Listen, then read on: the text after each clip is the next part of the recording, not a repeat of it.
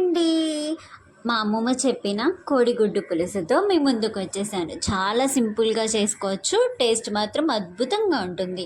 ముందుగా చింతపండు నానబెట్టుకోవాలి. ఒక గిన్నె పెట్టుకుని అందులో తాలింపు దినుసులు, మీడియం సైజ్ ఆనియన్ కట్ చేసి ఫ్రై చేయాలి.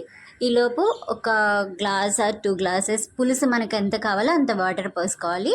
చింతపండు నానబెట్టాం కదా, దాన్ని మనం గుజ్జు తీసుకోవాలి. ఈ గుజ్జుని ఈ వాటర్లో పోసుకుని బాగా మిక్స్ చేయాలి. చింతపండు గుజ్జు మొత్తం వాటర్లో కలిసే విధంగా బాగా మిక్స్ చేయాలి. మిక్స్ చేసిన తర్వాత అది బాగా మరుగుతూ ఉండాలన్నమాట. ఇప్పుడు మనం ఉప్పు వేయాలి, కొంచెం ఉప్పు, కారం కూడా వేయాలి రుచికి సరిపడా. తర్వాత బెల్లం ఉంటుంది కదా, బెల్లాన్ని తురుముకోవాలి. తురుముకుని నాకైతే 1 కప్పు బెల్లం దాకా పట్టింది. ఆ బెల్లాన్ని కూడా మనం ఈ పులుసులో వేసేయాలి. అలాగే పసుపు కూడా వేయాలి. పసుపుది క్లిప్ మిస్ అయిపోయింది. ఇప్పుడు బెల్లం కరిగేంత వరకు బాగా మరిగించాలి.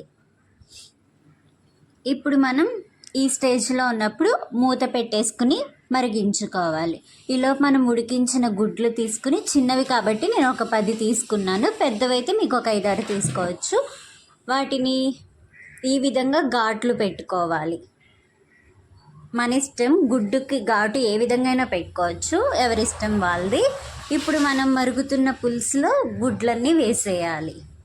వేసేసిన తర్వాత ఇంకొకసారి బాగా మిక్స్ చేసి మూత పెట్టేసుకోవాలి. ఇప్పుడు అది బాగా చాలా పొంగులు వచ్చేలాగా మరుగుతుంది. పసుపు, ఉప్పు, కారం అంతా గుడ్లకు కూడా పట్టేసి ఉంటుంది.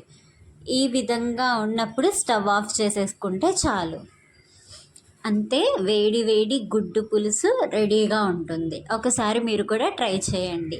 ఎవరైనా కొత్తగా ఛానల్ని చూస్తున్న వాళ్ళు లైక్ చేయండి, వీడియోస్ని సబ్స్క్రైబ్ చేయండి. అంతేనండి వీడియో. Bye bye.